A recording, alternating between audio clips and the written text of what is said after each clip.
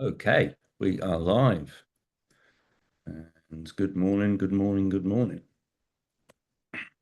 How is everybody today? I don't know if Scott is with us today. He might turn up. He might be wearing clothes. He might not. You never know with Scott. That's the beauty of this. I haven't even got TradingView open yet. I am completely disorganized this morning. Morning, all. Oh, that's nice, isn't it? Let's have a look.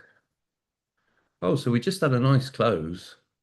Yep, Oh, 100 and 108. Yeah, that was a pretty nice close. looking good. Yep, looks good as always Yeah. until it doesn't. You know what I mean? Like it is what it is, isn't it? Like everything looks good until it doesn't, right? Exactly, exactly. So anybody that follows uh the global liquidity, I Yep. understand that on average Bitcoin is about 3 months behind that global liquidity when it comes to, like a correlation type of thing. And that, not to get onto politics, just to state what's happening, that big, beautiful bill that's effectively money Mm-hmm. printed, that Mm-hmm. was that's just got through the next round of what it needed to get through, something like 51 to 49, the votes are. And the cutoff date for that bill is July the 4th. So if Mm-hmm. that bill gets through, you're starting to get the same repeating mechanisms that happen. The money printers turn on, and for a short period of time, crypto goes fucking ballistic.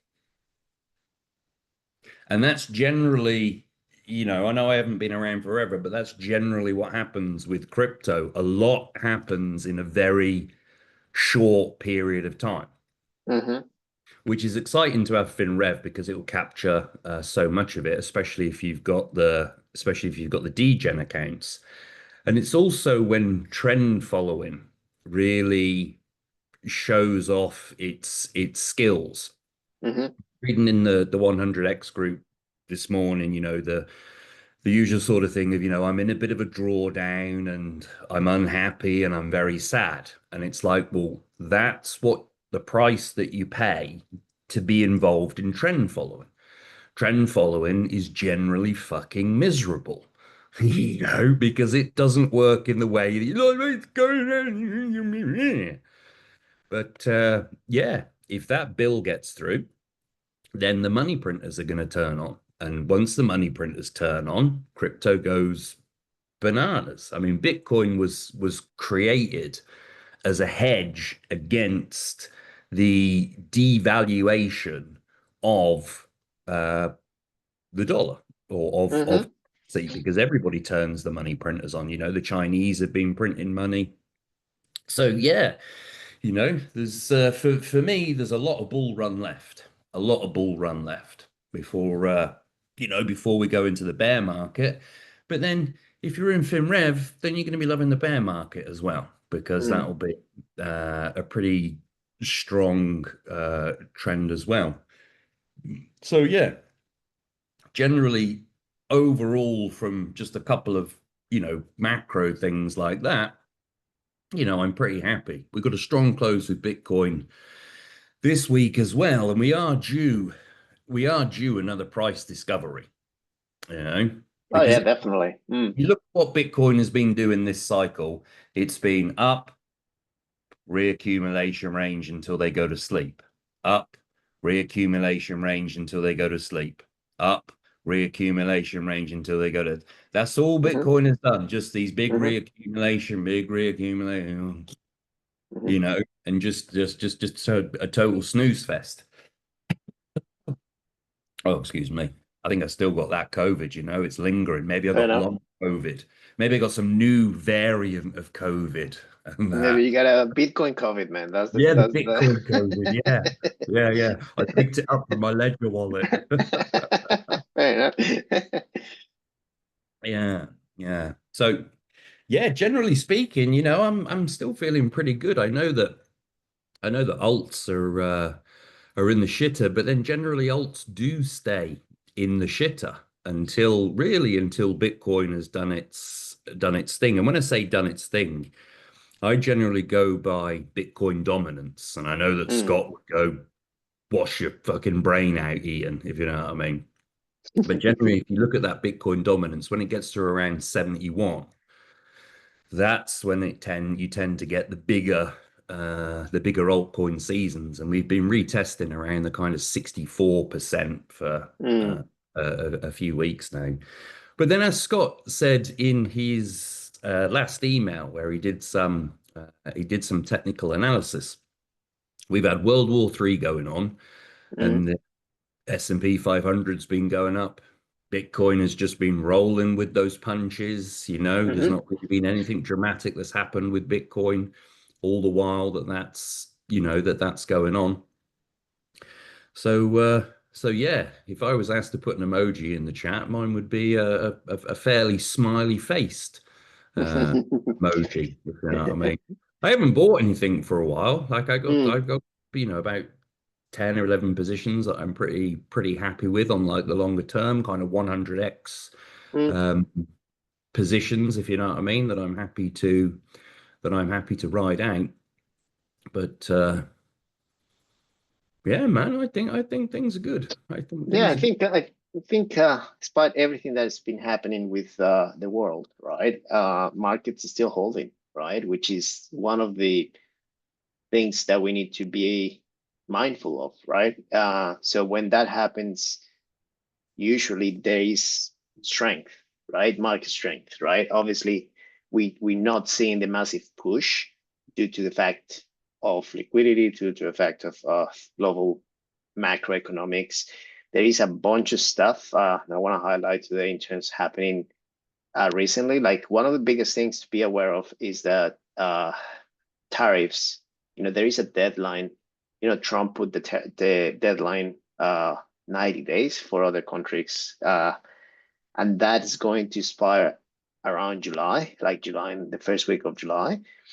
So it's going to be volatility around those times, right? Around the tariffs. And you could have both cases. You have the bull case and the bear case in a way, right? You have the bull case if everything goes fine with tariffs, markets will even get a little bit more strength onto that, right? Um, but if something goes wrong, then we could see volatility again. You know what I mean? So those are the facts that we need to be a little bit mindful in terms of politics. It's one of those things that it will be reflected in price action. How is going to be reflected? So that's the day to day that we have to track, right? You can have bad news, and the market price action tells you that it's holding. More than likely, that's a strength. You can have good news, and the market tanks. So what was that tell? It was what that tells you usually is that those news has been already priced in. Like people actually front run those news and things like that. So that's kind of the what we try to do on a day-to-day basis to analyze price action against whatever's going on, man. Like you don't know what's gonna happen tomorrow, man. So that's kind of where we are. But you're right, man. If everything goes right, money print is tariffs, uh, you know, I'm not that concerned in terms of the war anymore because obviously that's been already priced in and it's holding, but then it's the new stuff, the new events, right? What's the market's looking ahead to have. So that's kind of, yeah, we'll go through a few things that I'm watching this week. But the market actually recovered pretty well over the weekend. So obviously, you know, this there's there's something to be aware, especially for the today, tomorrow. We'll go through the charts and everything, but then obviously today is the last day of the month, right? Number one, and not only the last day of the month, but it's the last day of the quarter. Okay, so That's a good point. and that's important. So there's a lot of rebalancing that will happen regardless. You know what I mean? A lot of funds will have to close their books, reports, things like that. So we could have a lot of volatility. I don't like to position or create positions unless I do scalping during these times, because you can get chopped up. quite easily, right? And on top of that, in Australia, we have end of financial year. So in Australia, we do have a financial year at the beginning of June. So we close books, pay taxes, everything. Like all the funds, everything happens on June 30th. So there's a bunch of things that are going to happen, like volatility wise, but everything looks pretty promising, right? Everything looks pretty promising. So yeah, that's kind of the overall term before we go into charts and things like that. But yeah, I really like, if we hold here, I think there is a high likelihood that we can have continuation to the upside. And once we break to the upside, then man, price discovery, right? That's fun, man. It's always fun to watch because what's price discovery? 110? Who the fuck knows, man? Like where the price could actually get to. You know what I mean? And what price is that? It's quite interesting trading around price discovery because you don't know how far that thing gonna get to. You don't know. No one knows. So it's a game, right? So obviously that's kind of the interesting bit. That can go straight up to 150, man, or 200, who knows, right? It depends on how much money, liquidity, like you mentioned, is around. And the mind share, how many people are willing to actually buy at those prices. So yeah. I mean, yeah, all we can do is look for those clues. Like, you're really great with the open interest. I use less sophisticated methods, things like the Bitcoin dominance. But that's where we get our, excuse me, that's where we get our general clues from. But they are only clues that are open to interpretation. And then from those clues comes risk profile. One person will look at those clues and think, okay, I think that I'm going to start a dollar cost average out here. Another person will look at it and think, fucking let her ride, and that's what makes it a market. Correct. Because you got a lot of people just shouting to the moon. You got a lot of just hold and hope. You've got people that hated Bitcoin when it was 70,000, and then when Yeah. it's 130,000, they're like, well, fucking hell. I We know. better get on some of this, if you know what I mean. And then when they're sat there across the table from their wife, who can no longer go on holiday because Bitcoin drops back down to 110, you will sell it now or you will never have sex again. And then they start selling it out. Yeah. That's the real world of what happens, if you know what I Yep. mean. We will be divorced unless you sell it, Yeah. Yeah, exactly right. So that's kind of where the markets, like that's how the markets move, right? And that's the interesting thing about it. So yeah. So just quick question for everybody, like where are you guys at? Like today is a really good day with Bitcoin. Let's go through the charts. Do you have any, do you want to show the charts or anything, Ian, or do you want me to just start You can mumbling jump around? on the charts. There's an interesting question here from Rob. If we wanted to start with hype, Rob was asking about resistance around hype. But Yeah. the interesting thing I'd say with hype is that we don't really have much price action for it. So Mm-hmm. you whilst we can look at it and be like, like here's a support and here's a resistance, there's a coin like, well, these new coins, they're so difficult to do analysis on Yeah. because it's like, oh, well, look at that. It's gone up in a straight line, basically. You know what I Mm-hmm. mean? Just Mm-hmm. like there's almost no price action to it. But let's have a quick look at hype and see what we can get Yeah. from it, and then we can have a look at any coins trades that we got open from last week. Any requests? Yeah, let's start with hype because I think that's a really good appreciation of what crypto is all about. So with, by the way, do you guys see my screen now? We can. Let me just bring up hype, right? And for Rob, yeah, let's let's deglose, let's break it down, right? And this is how I look at the markets, and this is how, it's you need to build up a framework on how do you look things. Okay, so let's start with hype on KuCoin on spot, because this is the one that has most of the history. Well, I think when one of the things that you need to do when you actually load charts is find out what is the biggest history that you can find. Sometimes these tokens launch on different exchanges at different times, so you're missing the picture what happened prior to that, right? So that's the first thing that to look for. What's the longest history that you can actually find? And for hype, I think it's about the same in all of them, but yeah, that's something to be aware of. Number two, this type of new tokens, right? They, especially on crypto, it goes by hype. It's go by what's going on with the market, what's going on with the technology, what's going on with what they're doing. The reason, one of the main reasons why hype is doing what it's doing is because of the success of the airdrop. Okay, you have as hype, hype. You have like 5 or 10 other DeFi exchanges that actually launch with good technologies, but none of them did the airdrop the way that they did it, right? So you have good technology, good marketing, good stuff. People are holding hype on a speculation that is going to be another airdrop. Okay, so on top of that, hype has a really good buying back. So all the fees and everything that hype generates is that it buys back hype, so it doesn't let the price drop that much. To be that's kind of the fundamentals of hype. All right. With that being said,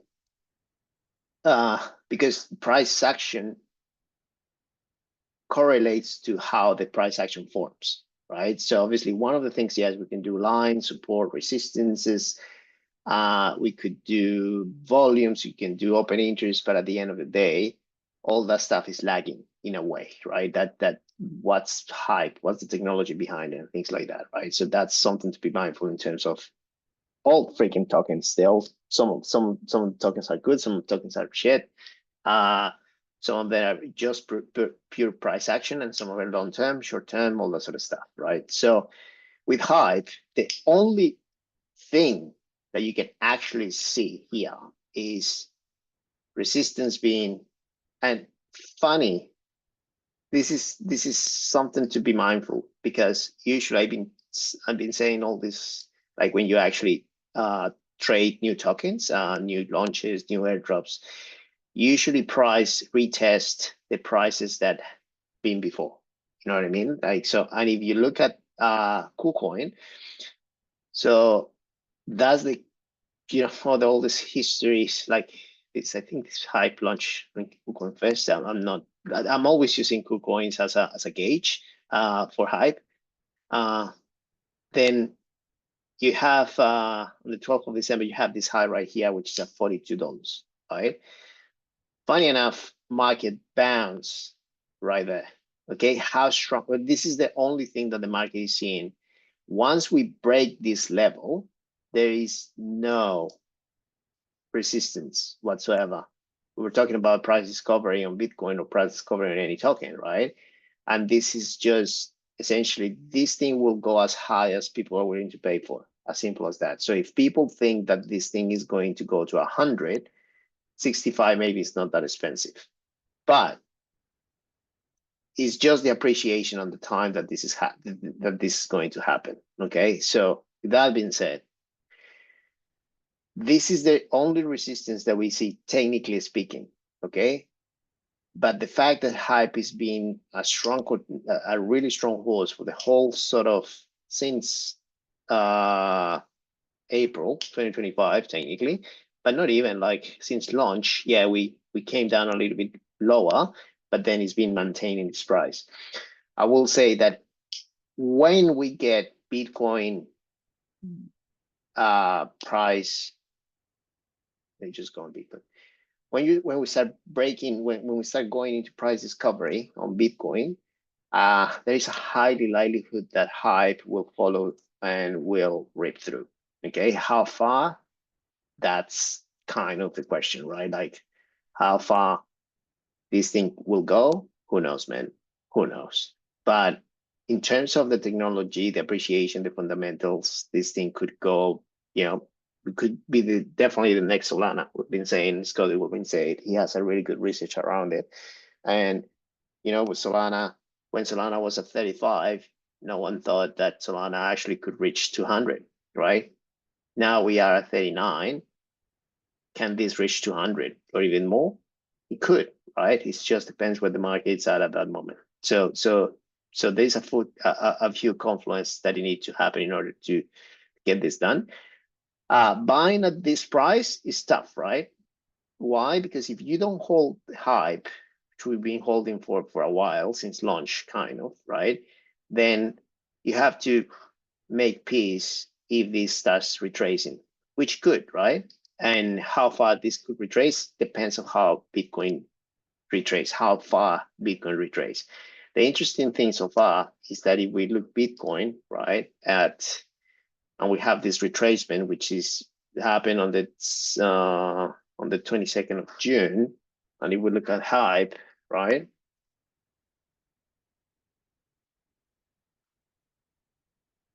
Where's a good chart? Yeah, right here.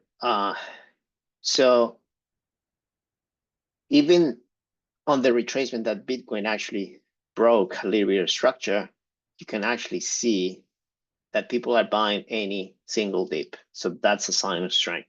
You know what I mean? So you have a few options. Wait until we have a few pullbacks.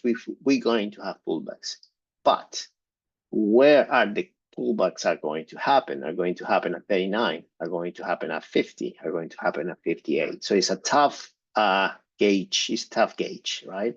So whenever I do this type of long-term sort of holdings, I usually, if I have $1,000 that I want to invest in hype, I'll start buying in stages, right? So for now, right now, price looks good, but that doesn't mean it's going to break this level here. So I'll start buying a little bit, right? And then if it goes above, great, I'll keep buying. If it goes below, guess what? I'll wait until I'll find a little bit of support and then I'll buy again and then and so forth, because I know that the asset will appreciate in value, or that's my thesis at least. You know what I mean? So that's kind of the tough spot where we are in terms of hype. So yeah, that's kind of where I'm seeing hype. Obviously, easy for me to say because I got the airdrop, which is great, and I bought more here like at $6. So, and I haven't sold, so obviously easy for me to say. But if you don't have hype, that's what I will have, that's how I will play it, right? Like that's kind of the game. I hope that answered the questions. I hope that gives you a little bit more a framework to and that's with any token, man. Like with any token, yeah. But yeah, I'll be watching this level, and on the break of on the break on close and sustainability of the 42 level, I think the next leg could go probably at least to 55-ish sort of deal, because remember the market goes into stages, or not stages. Let me just bring up the brush. Right, you get these movements, right? Bang, bang, bang, bang, bang, bang, bang, something like that. That's an uptrend. That's an uptrend market. Why you get these pullbacks? Because people are taking profits, right? And people take profits, and you want that, and people that want to short this, that bets that at some point this is going to go to zero, then they start placing shorts around these levels. So that's what a trended market looks like. So hopefully it will have this continuation, right? But then you're gonna have pullbacks at some point, which is hard to gauge where the pullback is going to happen. But yeah, ranging from this, I will say that if Bitcoin has continuation, right, which it looks like it's going to happen, then more than likely hype will follow, and will follow with a huge movement. So more than likely that will be that, because it's one of the strongest coins. You know what I mean? Like everyone wants to get hype. Everyone wants to even trade on Hyperliquid because of the airdrops. Let me show you something interesting. Let me show you something interesting that I was having a look this morning on Velodata. So this is Bitcoin. That's the whole Bitcoin thing. And this is the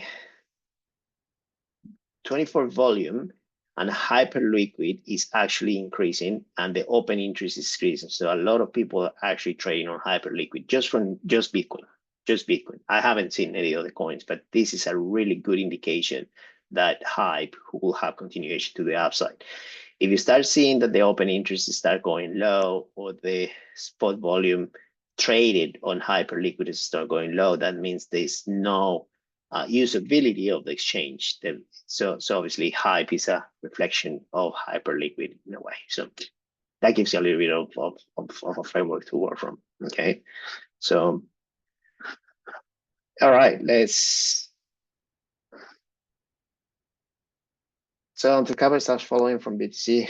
You believe an altcoin season, BTC dominance still so strong? Man, I have no idea.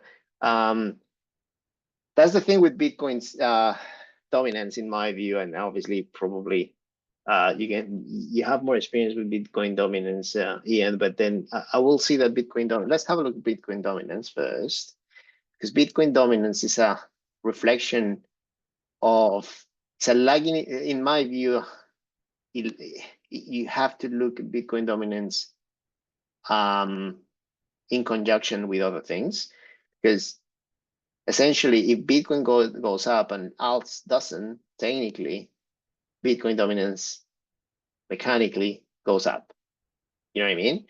But if Bitcoin dominance goes down, right, but then alts have a sustainability in price, then you know that that money is actually going into alts. You know what I mean? Because the whole market is not dropping, right? So that's the way I see it. Let's see.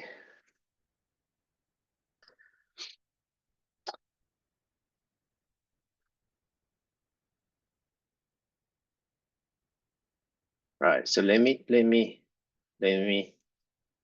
put this, and here let me put total 3. So you know what I tend to see. I need to pair this symbol, right? So on the right hand side, you're gonna have BTC dominance, right? And on the left hand side, you're gonna have total 3.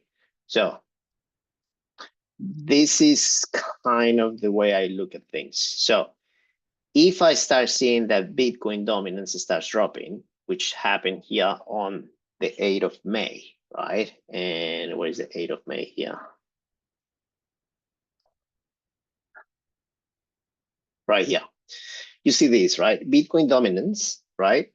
Dropping, and total 3 rising, then that's a meaningful, you know, altcoin season, right? Why? Because it looks, you know what I mean? Like that looks that the market is, the market, like the Bitcoin dominance is not there anymore, but then the altcoins are actually rising, right? But which is happening now, kind of in a way, right? So this is a really good indication, right? In a way, like this is, but here, for instance, where is, have a look, Bitcoin dominance again. There is a few instances that, so, all right, yeah, right here. Oh, it's not enough history.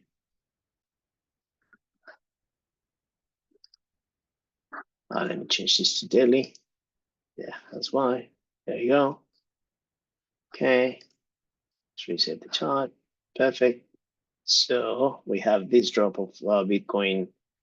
Again, this one here, we have sustainability of alts, right? So that's an indication that definitely capital will flow into alts and things like that. So that's kind of what I see And you could actually look at that side by side and have a confluence of those two things if you're going to use the dominance. Okay, so right, so technically let's jump into Bitcoin. Let's have a look at this.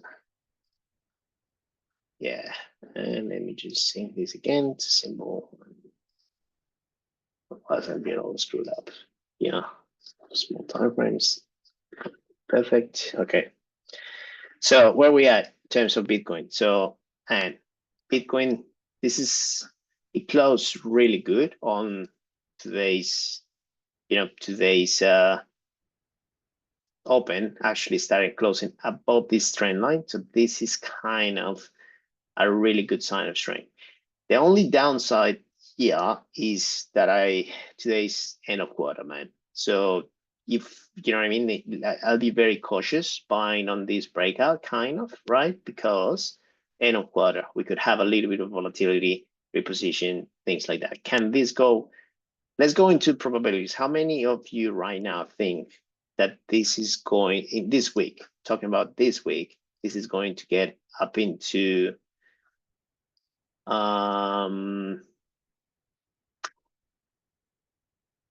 let's see. Any thoughts in terms of what do you guys think that the price of Bitcoin is going to be this week? Is going to be bullish, and when you say bullish, how bullish? What's the price? Like how far this thing will get this week? Just want to gauge. So Michael say all-time high. Okay. Chat to 18K. Beautiful. I love it, man. Yeah, I think I love it. Go hit 100K. Yep. It climb somewhere, right? Yep. Okay. Still choppy. That's 100K. So we have yeah. So how many of you say that we're going to break all-time highs this week? I'm talking about the 112. Gonna break that. Yes, exactly. We have tariffs, we have a few things. Is that going to be implicit of the price? Who knows, right? But it will plus roll to the moon. Yeah, things like that, right? So we have probabilities. So Ian, quick question, like where are you at in terms of probabilities? Like if I ask you, what is the probability that we're gonna get to 100K or 112K this week? Well, you see how we've had uh, that diagonal line that you've got there, right? You see how we've just creeped, you're on the daily, right? Yeah. Well, if we get a daily close above that diagonal line today, Yes. then there is a chance that we want to retest it, right? Yeah, So I agree. Yeah. I'd be looking for that information. So it'd take Mm-hmm. me about 2 days. So let's say that we daily close above it today, and then we do a Mm-hmm. picture perfect technical retest of it tomorrow that's successful. Then I'd be 75% that we're gonna Okay. that we're gonna carry on up. We could, of course, just blast through it and not retest it at all. We don't have to retest it. But there are a couple of resistance points above it. So Hmm. from this today, I'd just be at that, well, it's kind of 50-50, if you know what I mean. Mm-hmm. But overall, I'm more bullish than I am bearish. So without Mm-hmm. any of those technical markers that I mentioned, I'd probably say 60-40 as of Got today. it. And then I would increase that to 75, maybe even 80 if we Mm-hmm. do a technical retest on the daily Mm-hmm. of those levels that you got there. Mm-hmm. Yeah, I'm very close to the same ratios, right? I'm kind of, because obviously we do have a really good close here, right? And that opens the window at least to this level here to retest this level. Sorry, that was to retest this level here. Come on. Right? So obviously this is 110. So there is a high likelihood that could happen, right? Now, is this is and this is something for you guys to follow. Is this price move driven by perps or by spot? That's the next sort of thing that I look for, right? So let's have a look. So, all right. So we have Bitcoin here, okay? And this is quite interesting. Just reload this. All right. So on spot volume, right? Spot volume, you can see that it's been, the spot volume has been increasing. That means that actually spot is buying at these levels. Which is interesting, right? And you can actually see that over the weekend. Not over the weekend. This is on the over the weekend on Sunday starts buying again. So obviously that's actually, it looks like a spot driven event, right? So is that people rebalancing? Is that, but so far it looks pretty good, right? This is kind of what I want to see prices to move up, to be honest, like a spot holding and a spot buying. You can actually see that the open interest is actually diminishing. What that means is at this level here, right, at 107, right, you have spot buyers here, then you have the price going up, then there was a lot of shorts, then you have liquidations, and then you have all these sort of people, closing positions here. You know what? It looks pretty good, man. It looks pretty good from that perspective. So that's kind of the other thing that I'm saying. So far, I'm increasing my probabilities, right? So let's say I was 40% bullish, now I'm 6% bullish, and then the more you see that this is a sustain, so more than likely it's going to be bullish, right? So that's kind of yeah. So that's kind of where that's actually a pretty good day this morning. Obviously, just be mindful of volatility in terms of day of the week. So let's have a look at this from the weekly perspective, because the weekly just ended, right? So there you go.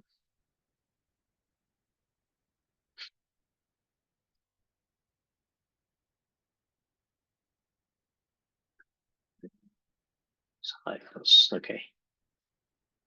So, man, weekly looks pretty good, man. Weekly looks pretty freaking good, right? So that, yeah, man, it looks as bullish as it can get, right? Like from the weekly perspective. So, and we have a bunch of confluence things. So, yeah, it looks pretty good, man. Like I can't, from the price action perspective, obviously we're gonna have a lot of resistance at this level, especially around here. But besides that, it looks pretty good. So let's go through other alts. So I was watching definitely Ethereum. So in Ethereum, from the weekly perspective, everything is going to be very correlated. But on the daily, I was looking Ethereum to reclaim this level here, which we just did over the weekend, of course. And that opens the window for, again, a retest to 24.8 or even potentially break, right? So looks pretty freaking good, right? So all Ethereum is looking good. Solana, let's have a look at Solana. So Solana had a pretty good week, but it still hasn't been able to actually break a structure, right? So it's a different structure between Solana and Ethereum, as you can see, right? So if we look at Ethereum,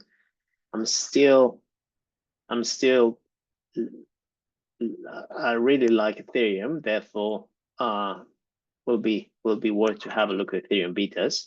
And I was looking on some Ethereum betas like ARP and OP, and yesterday they print out like 25%, things like that, right? So is that pre-positioning from the new year, or for the new quarter, or is that an opportunity for them to actually close the books? That's kind of the only caveat that I have to be mindful of. Besides that, price action looks pretty good. Solana, and this is the one that I showed you guys, I think 2 weeks ago. I think I showed it to you around here, and is the relationship between Solana and ETH. Which one is stronger, right? So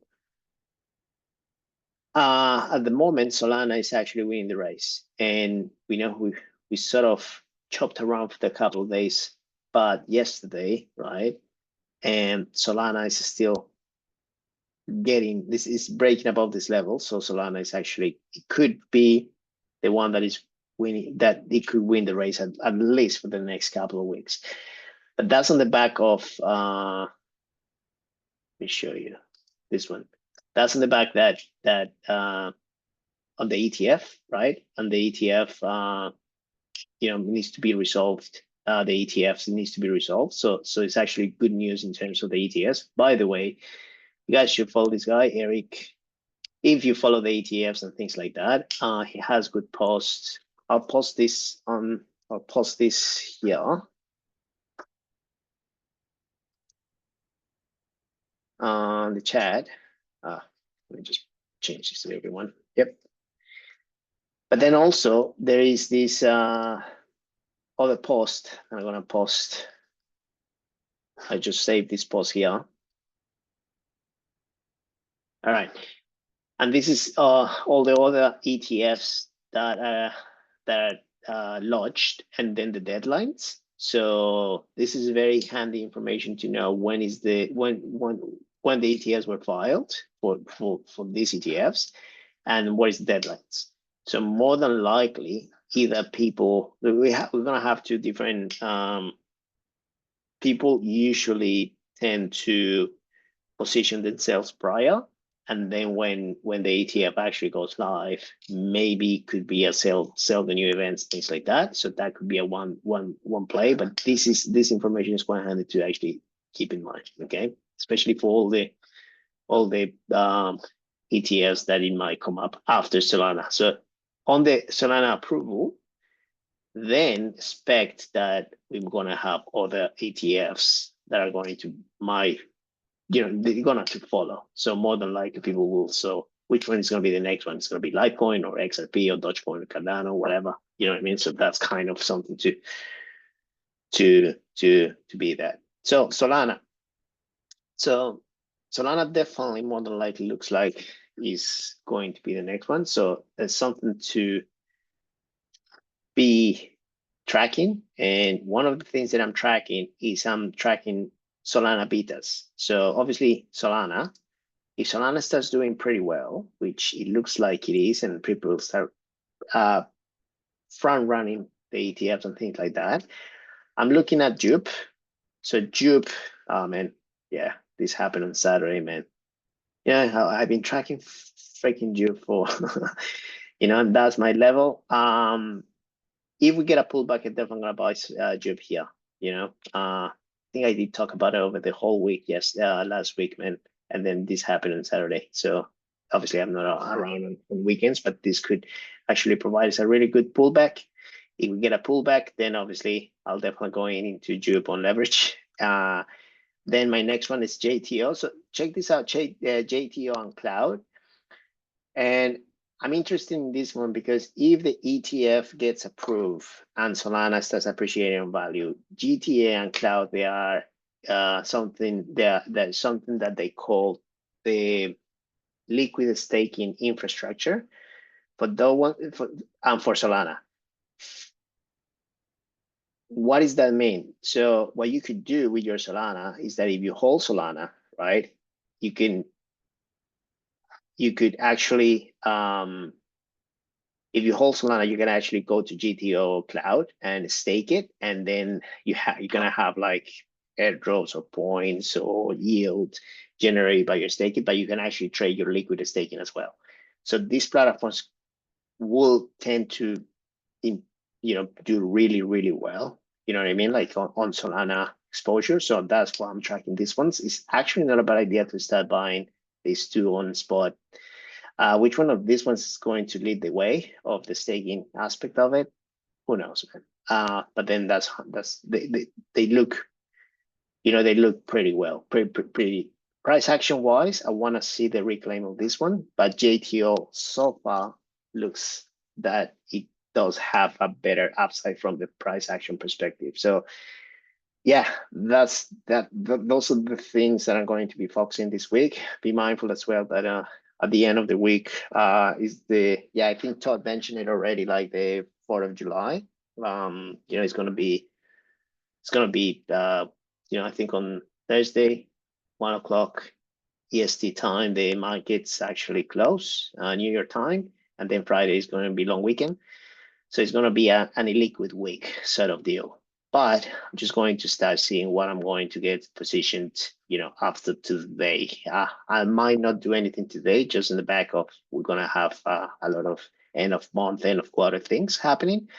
If price moves against me, if price moves without me, that's fine. I'll see where I can actually get back on, but then at least that's kind of what I'm looking for. This is going to be my focus this week. In terms of positions that we were holding, so the leverage positions, so we are holding Arrow.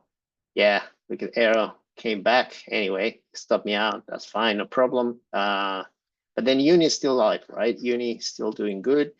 I'll be tracking this one, right? Have a wider validation, but I think Uni on market strength definitely is going to keep working really well, and we have a high likelihood of breaking above this level. So yeah, those are technically the only one that I have on leverage. So yeah, besides that, guys, I think everything looks pretty good. I'll stay pretty much watching the markets today and tomorrow, but start probably get positioned. Let's see how markets, what happens with Solana and what happens today and tomorrow, and maybe start getting position on the ones that I just highlighted. So yeah, that's pretty much all I have, man. Yeah. Amazing, Maurizio. Remember, we got to duck out in a couple of minutes to get to this meeting. I've been keeping an eye on the chat. Mm-hmm. I think things are pretty cool. I think that's been a really great call today. Yeah, no, everything. I don't know if you guys want me to have a look of any specific tokens. I'm also watching the betas. Let me just go through them like quickly, because ETH betas actually reacted really well yesterday on ETH strength. So for instance, ARP. So ARP just yesterday went up 23%. ARB, 25%, but still has not managed to break the structure. You know what I mean? So obviously that could be a really nice sort of scalp, but then, I wouldn't go nuts. So I'm going to go long until actually we start seeing an uptrend happening, right? Break the structure, things like that. So I'm keeping an eye on that. OP kind of doing the same thing. Like you see that old ETH betas is actually doing the same thing. Then Agent as well, Pepe in the back of that. So yeah, there's a bunch of things that if we have a strength of ETH as well, so I'll be focusing on these ones. But the one that I really, the one is that looks like actually driving a lot of the ETH, that could be a better beta of ETH. It's actually Mock. I've been watching Mock for a while. Let me just show you what Mock is doing.